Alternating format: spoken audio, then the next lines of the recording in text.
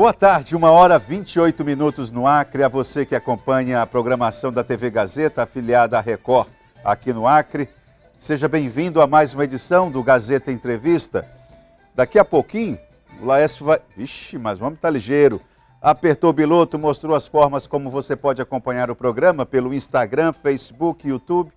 E tem o WhatsApp, tá ali na bancadinha, esperando a sua participação.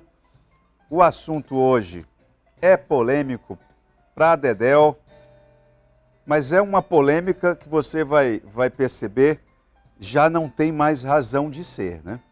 Porque a martelada final foi dada, o Supremo Tribunal Federal entendeu que aquela mudança que foi feita na Constituição do Acre, que transformava alguns cargos ali do Instituto Socioeducativo em policiais penais, a rapaziada lá do martelo pesado lá de Brasília entendeu que é inconstitucional essa mudança.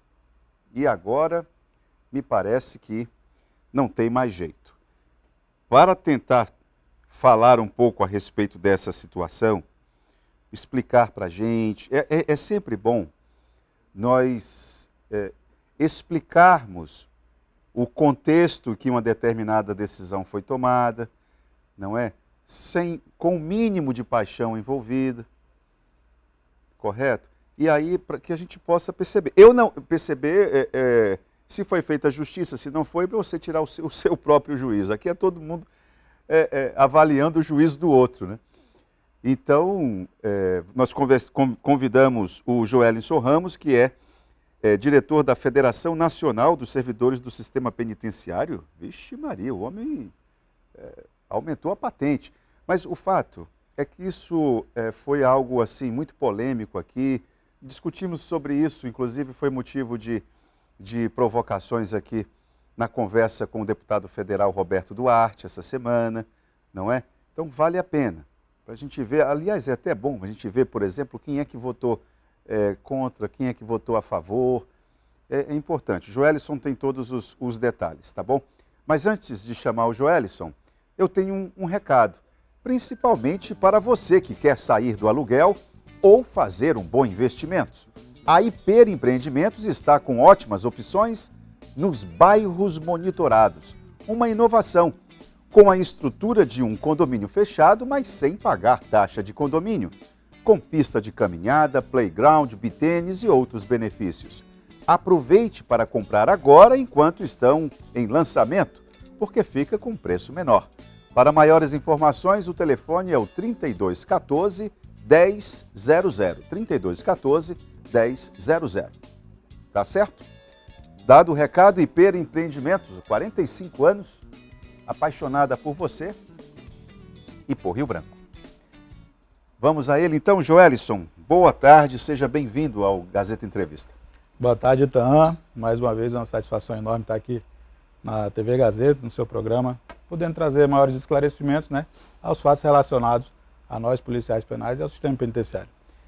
Bom, finalmente não temos mais o que criar expectativas? Agora foi definitivo? Sim, então, foi definitivo, né?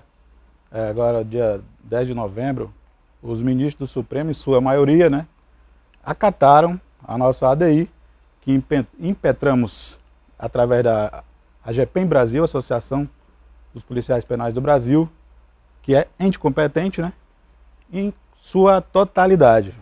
Ou seja, tanto a emenda constitucional 53 de 2019, que nos transformou os agentes penitenciários, antigos agentes penitenciários e motoristas, né, em policiais penais, esse trecho motoristas, a gente considera inconstitucional, e a emenda constitucional da Constituição Acreana a 63 de 2022, que transformava servidores provisórios socioeducativos do ISE e agentes penitenciários provisórios do IAPEM também em policiais penais. Então, olha, antes da gente detalhar a respeito dessa votação no Supremo, eu queria entender a cena um pouquinho atrás. Quem foi que provocou essa situação? Quem errou? Quem se omitiu? Lembra aí pra gente. Bom, então, essa questão é um pouco complexa, mas a gente pode fazer um resumo dela assim. no frigir dos ovos, a intenção foi boa, né? Tendo em vista que, primeiramente, os motoristas, cerca de 30 motoristas, que trabalhavam ali em momentos de escolta, né, nas viaturas que conduzem presos, não todos eles, diga-se de passagem, alguns outros deles estavam dirigindo veículos executivos, né, do IAPEM, e outros em outras funções. Certo. Mas alguns deles, sim, conduziam essas viaturas, a única atividade deles, né? E aí eles se articularam, né? Na aprovação da nossa emenda, foi tido uma surpresa, todo mundo comemorando a aprovação da nossa emenda, foi colocado eles lá. Né? Alguém colocou ali. Alguém colocou ali nos 45 segundos do tempo, e aí houve, por parte de alguns membros da categoria, uma contraposição, porém passou. Deixamos que passasse, ninguém protestou muito, eram poucos, né? Tudo bem. Porém, Idan, é aquela velha história. Onde passa um boi, passa uma boiada. Isso deu muita dor de cabeça para nós, Idan. Por quê? Porque a partir daquele momento todos se sentiram no direito e com a chance de se transformarem em policiais penais. Tendo em vista aí os próprios agentes provisórios do ISE, que não tem nada a ver com o sistema penitenciário, né? E os provisórios do IAPEM, também achando que poderiam. Fora, em outro momento, os servidores técnicos e administrativos também cogitaram a possibilidade de se transformarem em policiais também. Bom, a tua avaliação a respeito, não sei se do Ministério Público nesse processo todo, quais outras instituições que poderiam intervir e não fizeram essa intervenção, que avaliação que você faz? Eu acredito que aqui no Estado houve uma certa leniência com essa situação, talvez por uma questão política, né? E a gente, sindicato, ente representativo, a gente teve que se esforçar muito para tentar corrigir essa situação que, diga-se de passagem também, não fomos nós que julgamos. Nós apenas interpretamos a Constituição como ela é, consideramos inconstitucional, vimos todo o prejuízo que estava causando para nós, né? Muitos atropelos, muita gente nos atropelando no meio de nossas negociações, e o concurso público para sair você viu que o processo de concurso demorou muito a sair, né? Até que iniciasse o julgamento dessa ADI, aí o Estado realmente desengavetou e começou a andar o concurso, né? Por quê? Porque já pensou, se esses servidores, que eram em torno de 400 servidores provisórios, mais os motoristas, permanecem como policiais penais, o Estado não iria fazer concurso público tão cedo. Então essas pessoas estão se preparando há anos, né, esperando o concurso público para a Polícia Penal, estavam já muito ansiosas e um pouco desesperançosas. Então foi necessário que a gente buscasse uma ação na Justiça, né, buscando uma outra instância. Aqui no Estado, a gente primeiramente provocou o Ministério Público Federal, né, e o procurador se disse incompetente para entrar com essa ação. E no segundo momento, nós oficiamos a PGE, né, que o governador do Estado também poderia fazer, e também o Ministério Público, né. Só que como não houve esse andamento dessa ação, aí nós tivemos essa alternativa, que foi a nossa entidade confederativa, né, que pôde nos representar ante o STF com essa ação. O senhor Manuel Bandeira, ele está perguntando para você o seguinte: pergunta para o entrevistado se isso que aconteceu não se aplicaria em outros casos. Aí ele lembra que há professores que têm 20 anos que estão trabalhando como professores provisórios, temporários. E aí? Não se aplica, porque esses professores, senhor Manuel, muito obrigado pela pergunta, esses professores eles não se tornaram efetivos. Eles continuam aditivando contratos, né? Eles não estão efetivados no governo e lamentamos por estar há tanto tempo com um contrato provisório, né? Deveria o quê? Sair mais concurso público para o Estado, para professores, e esses terem a oportunidade de concorrer e vir a ser aprovado e se efetivarem. A bancada federal nesse assunto, na tua avaliação, você avalia que eles foram omissos, vocês tiveram o respaldo de algum parlamentar para que essa situação fosse observada lá no Supremo? Você teve apoio lá? Não, para falar a verdade, a gente nem procurou os nossos deputados federais da bancada do Acre, né? Eles poderiam, de algum modo, né, pelo menos fazer um lobby a esse favor. Roberto Duarte não, né? Eu acredito que o Roberto Duarte e o outro deputado Ellen Diniz, acredito que não, porque eles foram muito envolvidos no passado, Claro, apoiando as emendas no Estado, né? Certo. Então, também você acha que isso não é... O sindicato entendeu que a bancada não tinha a ver com isso? Não tinha a ver, é uma questão de justiça, né? Os ministros têm a sua total independência, né? Tanto que votos que eu esperava que seria certeiro eu dar pela inconstitucionalidade, né, do ministro Cássio Nunes e do André Mendonça, e a surpresa foi negativa para nós. Pois é, são dois ministros que eu diria nomeados por Bolsonaro, né? Exatamente. Isso te surpreendeu? Muito, me surpreendeu muito. Por quê? Porque se espera, né, desses, se dizem de direita, conservadores, que eles cumprem a risca, né, o que está escrito na lei, na Constituição. Mas é também respeito. Hoje a gente tem que respeitar as decisões. Por acaso, se a maioria dos ministros tivesse dito que tanto a questão dos provisórios quanto a questão dos motoristas era constitucional, nós só realmente iríamos acatar e simplesmente isso.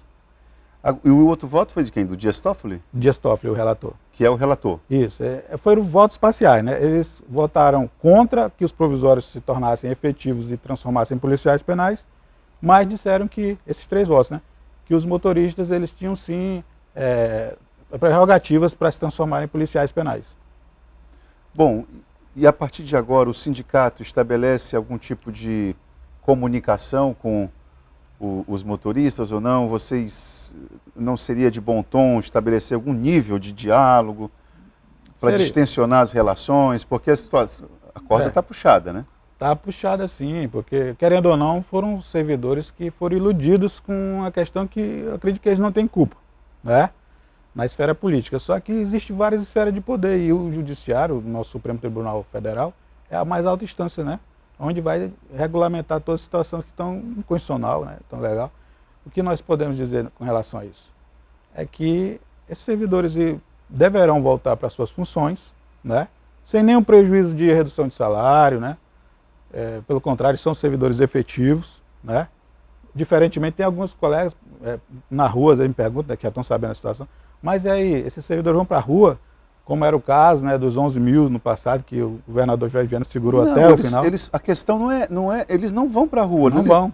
A questão é que eles queriam se transformar em policiais penais. Essa queriam a novela é essa. Queriam porque, querendo ou não, existe alguns benefícios na atividade policial e também como existe o lado ruim, né, que é enfrentar o crime, não é fácil, né, mas tem aposentadoria especial, né, tem um porte de arma, você tem status de polícia, você querendo ou não, você é uma autoridade policial, né?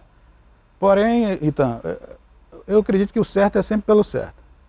Mas depois a população chega e diz, você tem mérito para estar ocupando esse cargo, você, né, se impor a alguém que esteja cometendo um crime como autoridade policial, como um policial, você passou em um concurso público, você foi transformado pela Constituição nesse cargo. Então, assim, se o Supremo Federal diz que não é constitucional, eles não fazem jus a esse direito, quem sou eu para dizer o contrário? Olha, o Admar, ele tá fazendo... Eu não sei se o Admar está fazendo uma provocação ou se é uma dúvida efetivamente. Sim. Muito obrigado, Admar, pela tua participação. Boa tarde, Taan. Pelo que eu estou entendendo, os agentes penitenciários passaram a ser policiais penais através de uma emenda. Aí o Supremo Tribunal Federal verificou que é inconstitucional. É isso? Não, Admar. Certo. Explique então para o Admar. Admar, meu amigo, a emenda à Constituição, primeiro foi uma PEC, né? Projeto de emenda à Constituição pelo Congresso Nacional. Foi aprovada, né? E a partir daí, todos os estados da federação têm que se adequar às suas próprias constituições, de acordo com a Constituição Federal. E o que ela diz lá? Que os agentes penitenciários, cargos isolados e correlatos ou similares, esses serão transformados em policiais penais e outros que venham ocupar os cargos através de concurso público. Ou seja, nós, agentes penitenciários, fomos transformados, a nossa atividade foi reconhecida, enfim, como uma atividade policial. Cargos isolados são aqueles mais antigos, que fazem a mesma função que nós, mas eram isolados, tinham algumas nomenclaturas diferentes. Do mesmo jeito, as correlatas, as similares, as iguais, que tinham outras nomenclaturas. A de motorista não é atividade similar à nossa. Sinto muito, é como dizer que a enfermeira é a mesma atividade do médico. Não é, eles trabalham em algum momento juntos, mas cada um na sua atividade, na sua função. Então nós fomos transformados pela emenda federal 104, né, de 2019, mas o Estado deveria, todos os estados, inclusive nós do Acre, fomos o primeiro estado a aprovar a emenda, né, à Constituição acreana, transformando e reconhecendo também os agentes penitenciários como policiais penais. E aqui o Clécio, esse sim está fazendo uma provocação direta. Boa tarde, esse cidadão passou em concurso de nível médio e se beneficiou com uma PEC e hoje esquece disso. No entendimento do Clécio, você prejudicou os próprios companheiros. E aí? Não, lamento, Clécio, pela sua interpretação, respeito, mas eu passei no concurso de nível médio e permaneço como policial penal de nível médio. Todos os policiais penais que foram transformados a partir do momento que eram agentes penitenciários de nível médio, eles estão em carreira em extinção. O que significa isso? Todos os demais novos policiais que entraram através de concurso público agora serão de nível superior. E nós que nos aposentarmos, falecermos, desligarmos o quadro da Polícia Penal, abre-se vaga já, está extinto de nível médio e abre-se para nível superior. Então a gente se beneficiou sim de algo legal, tanto que não há nenhuma inconstitucionalidade, o próprio Supremo não vê nenhuma ilegalidade nisso. A questão é inconstitucionalidade para quem não faz jus, não tem direito a serem transformados como policiais penais. Eu fico me imaginando no teu lugar, com muita gente como nós, eu também, como nós não temos essa leitura jurídica, então nós temos uma tendência a observar que o trabalho que você fez por meio do sindicato tenha sido algo que prejudicou pessoas. Porque o que a maioria pensa é o seguinte, Joelison, o cofre é o mesmo. Aí chega gente para você e fala, rapaz, o cofre é o mesmo, é o governo do Estado, tu vai querer me prejudicar. Não tem essa leitura? Tem. Só que a tua percepção é em relação a obedecer a ordem, né, legal, a lei. A Constituição. A Constituição, essa é a questão. Então, porque olha, como eu falei no início da nossa conversa, lá em 2019, quando os motoristas, né, o frigir dos ovos foram inseridos lá na nossa emenda, ok, houve um certo protesto, mas ok, eram 30, são efetivos, já estão trabalhando ali com a gente, né, pelo menos nas escolas, alguns deles, ok. Porém, então, isso deu muita dor de cabeça para nós. Só que isso cria um referencial perigoso. Né? Você cria uma brecha, que essa brecha não está se fechando mais.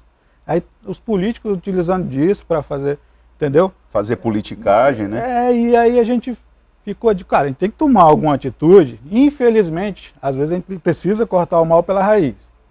Eu sei que é duro, eu sei que existem muitas coisas acontecendo erradas nesse país, leis que não são cumpridas, mas eu como representante de classe, eu não posso. Qual é a legitimidade que eu tenho de chegar, a minha tropa como polícia, perante o cidadão comum, que não é concursado, que paga imposto, e dizer que eu sou polícia e que tem que cumprir a lei? Se eu estou fazendo vista grossa para a Constituição que está sendo rompida, está sendo rasgada, eu não posso então. Então assim, o policial, acima de tudo, ele tem que zelar pelas leis, pela ordem, pela Constituição, acima de tudo. Então eu não julguei nada, simplesmente provoquei uma situação que estava causando um prejuízo para nós, né? E os juízes, né, os ministros supremos, foi que julgaram, né? Então quem sou eu para dizer que os ministros estão errados? Se eles tivessem dito, olha, esses que você diz que não fazem jus a esse direito, fazem sim. Por muito bem, aceitamos e acatamos o que o Supremo Tribunal Federal decidiu. Determinasse, né? Exatamente. Boa tarde, Taan. Dê os parabéns ao meu amigo Joelison. Ele foi um bom presidente e sua atitude de impetrar uma ação no STF foi corajosa e teve o aval de muitos policiais penais. O Pedro Filho está falando isso para vocês. Pelo menos uma parte da tua claque aqui. Boa tarde, Pedro. Um abraço aí, meu irmão. Bom, eu queria que você falasse o seguinte: existe alguma possibilidade, alguma outra algum outro instrumento jurídico, mesmo com essa batida do martelo do Supremo Tribunal Federal, ainda há algum cálculo que pode ser feito ou não? Com relação ao quê? A essa decisão ser revista? Não há como. Não há como? Não há como. É a instância mais alta, né, da nossa justiça. Quando eles decidem pela constitucionalidade ou não de qualquer matéria, isso está livre de ser revogado, entendeu? A não ser eles mesmos, né, em algum momento, venham votar novamente e eles decidam mudar o voto deles. Mas em outra instância não há, então. E gostaria de alertar para mais uma situação, né? Esses servidores que estão, né, ocupando esse cargo de policial penal, que não é vantajoso para eles, de algum modo. Né? Não foi. Por exemplo, agora o Estado será obrigado a colocar eles novamente nas funções deles, né? Voltam a ser motoristas. Exato. E aí, como é que fica? Né? Alguns trabalharam no sistema penitenciário, né? Se desentenderam com presos, né?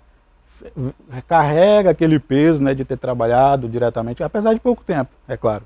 Não como nós que estamos há 15 anos, né? Porém, tem isso. E, por exemplo, posso contar um caso aqui para você, de um motorista que provavelmente ele nem queria se transformar em policial penal, porque quando escolheram no concurso lá atrás a serem motorista, é porque eles não queriam lidar diretamente com o preso, não é verdade? É verdade, tem lógica. Pois é. E esse é um deles que já está afastado, se não me engano, aposentado, porque ele não tem condições psicológicas de executar a atividade do policial penal. Agora imagina só, se metade desses motoristas resolvem se afastar dessa forma. Sendo policiais penais, é um peso para a nossa Arca de Previdência, que já tem um rombo enorme, ter que pagar salário para esses servidores, e eles não podem atuar em nada, estão aposentados. Se eles estivessem dirigindo carros, oficiais do Estado, qualquer serviço executivo... E com muito menos pressão? Muito menos pressão, eles estariam recebendo seus salários e contribuindo para aquilo que eles foram contratados. Vamos para o intervalo? Daqui a pouco a gente volta aqui no Gazeta Entrevista.